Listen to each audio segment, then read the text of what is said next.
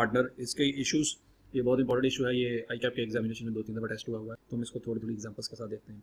Minimum guaranteed profit का concept ये होता है कि एक पार्टनर के बारे में दो बाकी पार्टनर सारे जो हैं वो एग्री इस तरह से करते हैं कि भाई वो कहते हैं कि इस पार्टनर को ना ज़्यादा पैसे मिलने चाहिए, अगर ये इसको कम मिलेंगे तो हम दोनों मिलकर, या जितने भी पार्टनर पीछे रह जाते हैं तो सारे कहते हैं कि यार ये डिजर्विंग है, या इसका शेयर कैपिटल ज़्यादा है, या इसका इस तरह से है, तो इसको इस तरह से कर लेते हैं, इसको कहते हैं कि भाई ये इसको मिनिमम हम इतने पैसे देंगे।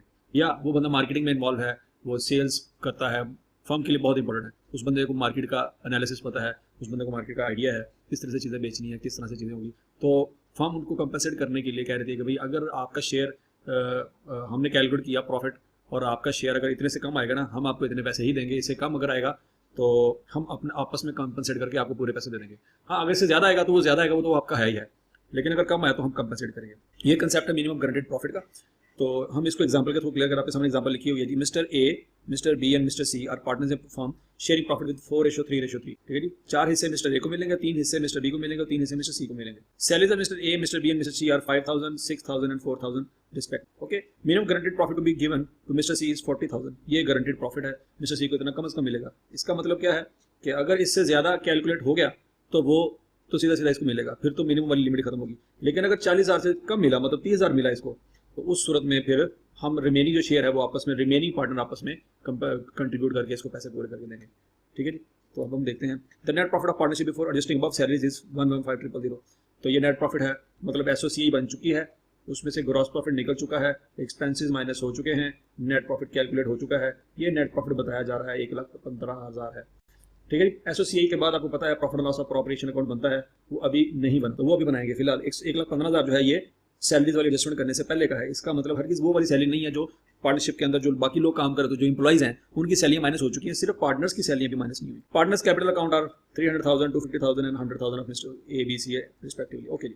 Prepare profit loss of operation account या प्रॉफिट डिस्ट्रीब्यूशन स्टेटमेंट, इन दोनों में से कोई भी लफ्ज यूज कर सकता है, आई कैप आपने ध्यान रखना। ओके जी। Profit loss of operation account debit credit की फॉर्म में होता है, प्रॉफिट डिस्ट्रीब्यूशन स्टेटमेंट जो है वो प्लस माइनस की फॉर्म में होती है। आपको मैंने दोनों सिखाए हुए हैं, दोनों में से कोई फॉलो कर लें, इस वक्त अब मैं अभी फॉलो करूंगा। तो प्रॉफिट डिस्ट्रीब्यूशन स्टेटमेंट या profit and loss appropriation account, इसमें mister A, mister B, mister C और टोटल यहाँ पे लिखेंगे। नेट प्रॉफिट जो है 1,15,000, वो यहाँ पे लिखेंगे 115,000, अभी में कुछ भी शेयर नहीं हुआ। सैलरीज मिस्टर ए को मिलेगी 5,000, ये उसके अकाउंट में ऐड हो जाएगा। मिस्टर बी को मिलेंगी 6,000, ऐड हो जाएगा। मिस्टर सी को मिलेंगी 4,000, ये भी ऐड हो जाएगा। 4 और 6 10 और 5 15, और 15,000 यहाँ से माइनस हो जाएगा, ठीक है जी।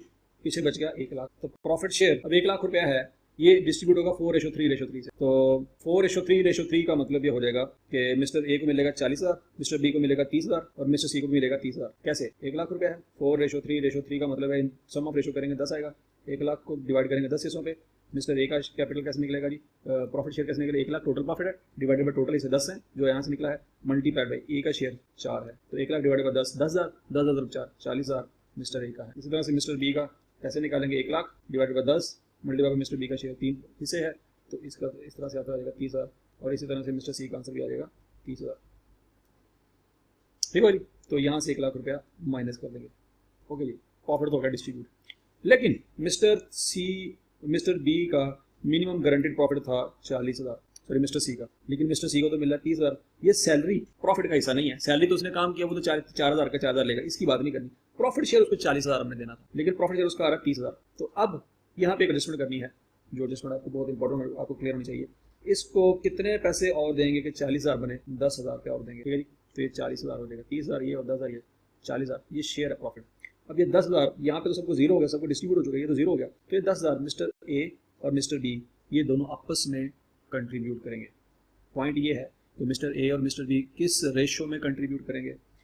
या तो हमारे दिमाग में आता है कि दोनों इक्वल कर लें, मतलब 5,000 मिस्टर ए कर ले, 5,000 मिस्टर बी कर ले, या हम कह सकते हैं कि नहीं मिस्टर ए को ज़्यादा करना चाहिए या मिस्टर बी को कम करना चाहिए। ये बहुत इंपॉर्टेंट पॉइंट है। तो याद रखिएगा कि 10,000 अगर कंट्रीब्यूट करना मिस्टर ए और मिस्टर बी ने, तो वो अपनी रेशो के हिसाब से करेंगे, आपस की रेशो में, उनकी आपस की दोनों की रेशो, तीसरे की नहीं लेंगे, सिर्फ दोनों की लेंगे रेशो। तो 4:3 बनती है, मिस्टर ए की 4 हिस्से और मिस्टर बी के 3 हिस्से। तो ये 10,000 रुपया ये इसको देंगे मिस्टर सी को, ताकि उसका ये वाला शेयर 40,000 पूरा हो जाए। तो ये 10,000 रुपया आपस में मिस्टर ए और मिस्टर बी कंट्रीब्यूट करेंगे 4:3 के हिसाब से। तो फिर इस तरह से मिस्टर ए का कंट्रीब्यूशन आ जाएगा 10,000 डिवाइडेड बाय 7 मल्टीप्लाई बाय 4। ये 7 कैसे आया, 4:3 को अगर हम जमा करें तो 7 ही 7 बनता है। तो 10,000 डिवाइडेड बाय 7 मल्टीप्लाई बाय 4, तो 5714 आता है जी, 5714 5714 और मिस्टर बी का share 10,000 divided by 7 multiply by 3 10,000 divided by 7 multiply by 3 4285 या 4286 इन दोनों को जमा करें तो आंसर हमारा 10,000 आना चाहिए। वैसे भी हम निकाल सकते थे। तो 5714 मिस्टर ए माइनस करवाएगा अपने प्रॉफिट में से और 4286 मिस्टर बी माइनस करवाएगा। ठीक है जी। तो इस तरह से इसका हो जाएगा प्रॉफिट 40,000, लेकिन ये सैलरी प्रॉफिट के अलावा है तो 40,000 तो ये इसका बनता है प्लस 4,000 ये बन जाएगा 44,000 उसका टोटल शेयर बन जाएगा, जिसमें सैलरी शामिल है। 40,000 उसका शेयर कैपिटल है, तो सॉरी प्रॉफिट शेयर है, ये क्लियर करना है। अच्छा जी, तो मिस्टर बी का 6,000 सैलरी बनती थी और 30,000 उसका प्रॉफिट शेयर था, जिसमें से 4286 उसने कंट्रीब्यूट किया। रिमेनिंग हम कैलकुलेट कर लेते हैं 6,000 प्लस 30,000 माइनस 431714। ठीक है जी। अब मिस्टर ए है प्लस 40,000 माइनस 5714 39286। मिस्टर सी का शेयर बनता है, मिस्टर बी का शेयर बनता है, मिस्टर ए का शेयर बनता है। ठीक हो गया जी। तो अब ये जो शेयर उनका बनता है वो उनके कैपिटल अकाउंट में चला जाएगा। साथ ही उसने लिखा प्रीपेयर पार्टनर्स कैपिटल अकाउंट। तो पार्टनर्स कैपिटल अकाउंट हम बना लेते हैं जी। Mister A, mister B, mister C, brought down या ओपनिंग कैपिटल। ओपनिंग कैपिटल इनके कितने जी? 3 लाख, 2.5 लाख, 1 लाख, 3 लाख, 2.5 लाख और 1 लाख। और ऊपर से आ जाएगा जी profit and loss of operation account, ये 39,000 इसमें आगे सीधा सीधा ऐड हो जाएगा। 39,286 31,714 44,000। और इसके अलावा कुछ भी है, ड्राइंग वगैरह कोई नहीं थी सवाल में, simple profit and loss of operation का हिस्सा है तो वो इसमें सिंपल ऐड कर देंगे। तो ये आ जाएगा 3,39,286 कैरेट ऑन बैलेंस है उनका। 250 और उसमें 31,770, 250 और 31 281 हो जाएगा 281,714 और ये हो जाएगा 144,000। ये इनका कैरेट ऑन बैलेंस, ये क्लोजिंग बैलेंस आ जाएगा। तो आपको समझ आई होगी जी प्रॉफिट। ये सवाल में जो सबसे इंपॉर्टेंट पॉइंट था वो ये था कि 40,000 रुपया इसको जो मिनिमम पूरा करना है ये कैसे पूरा करें। ठीक है जी। तो होपफुली आपको